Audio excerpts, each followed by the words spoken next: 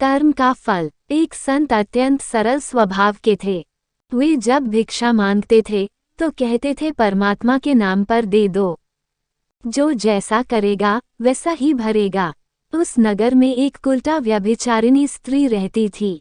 जब वह स्त्री संत के वचन सुनती है कि जो जैसा करेगा वैसा भरेगा तो वह सोचती है कि यह संत मुझे तो नहीं सुनाता है। उसके मन में पाप आ गया। उसने सोचा कि कैसे इस संत को मार दूं। स्त्री ने 2 लड्डू खूब घी मेवा आदि डालकर बनाए और उनमें जहर मिला दिया।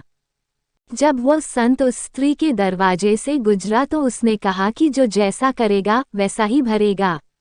स्त्री सुनकर बाहर आई। उसने संत से कहा कि ये 2 लड्डू तुम्हारे लिए ही बनाए हैं, बहुत अच्छे हैं, इन्हें अभी खा लेना। ऐसा कहकर संत को दे दिए।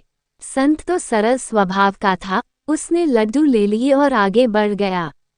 आज उसे भिक्षा कुछ ज्यादा ही मिल गई थी। वहां अपने कुटी पर आया।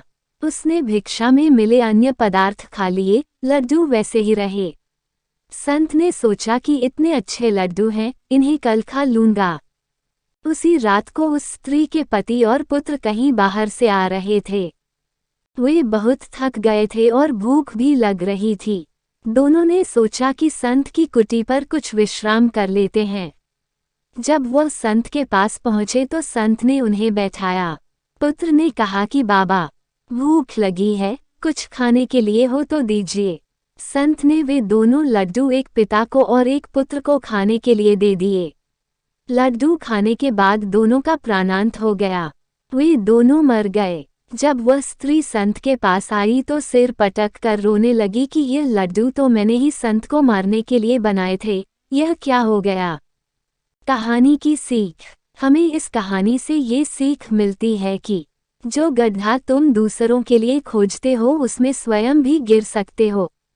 धर्म का मूल संदेश यही है कि जैसा करोगे वैसा भरोगे। धन्यवाद।